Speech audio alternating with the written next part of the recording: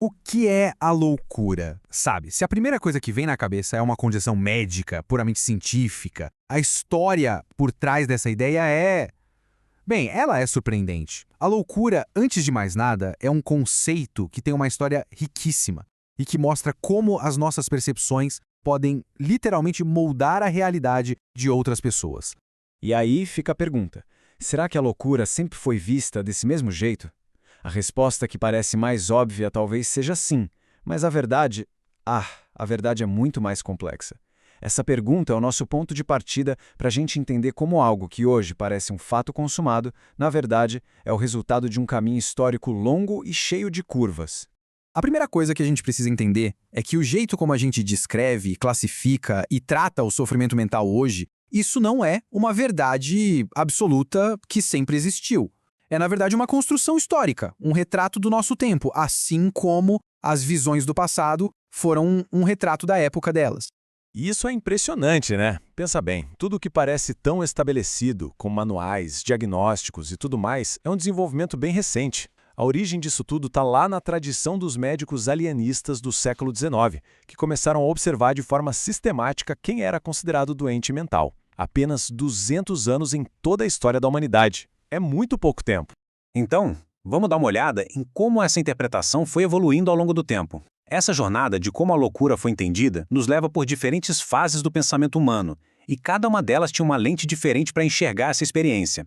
E essa linha de tempo aqui ilustra essa transformação perfeitamente. Lá na antiguidade, a loucura era vista muitas vezes como uma possessão, uma força de fora que dominava a pessoa. Depois, a coisa muda de figura, passa a ser vista como um desvio moral, uma falha de caráter. Com o iluminismo, virou o oposto da razão, a desrazão. Aí, no século XIX, com o avanço da medicina, a ideia de uma doença do cérebro ganhou muita força. E hoje? Bom, hoje a gente busca uma compreensão mais ampla, falando em sofrimento psíquico.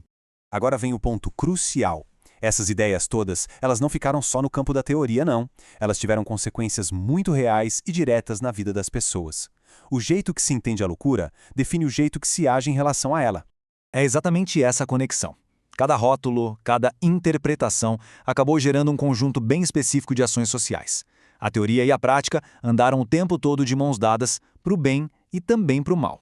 E esse quadro aqui resume o impacto de um jeito, muito poderoso. Quando a loucura é vista como uma ameaça social, como um perigo, a resposta mais comum é a exclusão, o confinamento. Mas quando ela é reconhecida como uma experiência de sofrimento humano, a resposta se transforma em cuidado, em busca por inclusão. São duas visões que criam dois mundos completamente diferentes.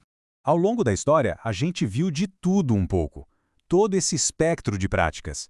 Desde a simples exclusão da comunidade e o confinamento em asilos, passando pela ideia de tutela e tentativas de correção moral, até chegar na hospitalização médica, no desenvolvimento de terapêuticas e, mais recentemente, nas propostas de uma atenção psicossocial que busca incluir a pessoa na sociedade.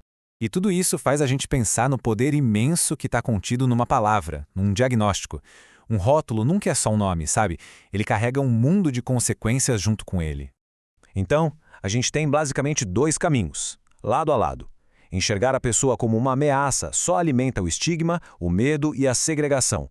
Por outro lado, reconhecer o sofrimento por trás daquela condição abre as portas para a inclusão, para uma escuta atenta, para o exercício da cidadania.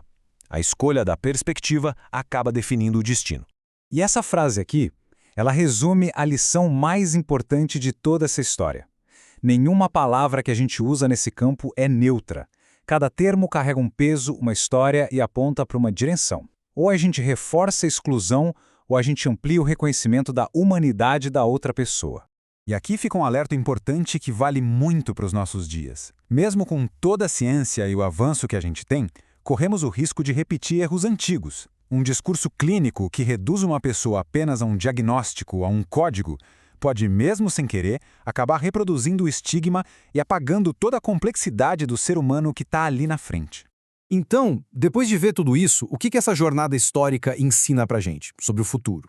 Ela nos ensina que temos uma responsabilidade enorme sobre as narrativas que a gente constrói.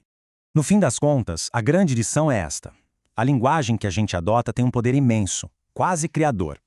Ela pode construir muros de exclusão ou pode construir pontes de reconhecimento e de cuidado. A história da loucura é, no fundo, a história do poder que as nossas palavras têm. E para fechar, fica essa pergunta no ar para a gente refletir. Diante de tudo isso, vale muito a pena olhar para o nosso presente e se questionar: que rótulos, que narrativas e que práticas a gente está construindo hoje e para qual direção elas estão apontando? É para exclusão ou é para inclusão?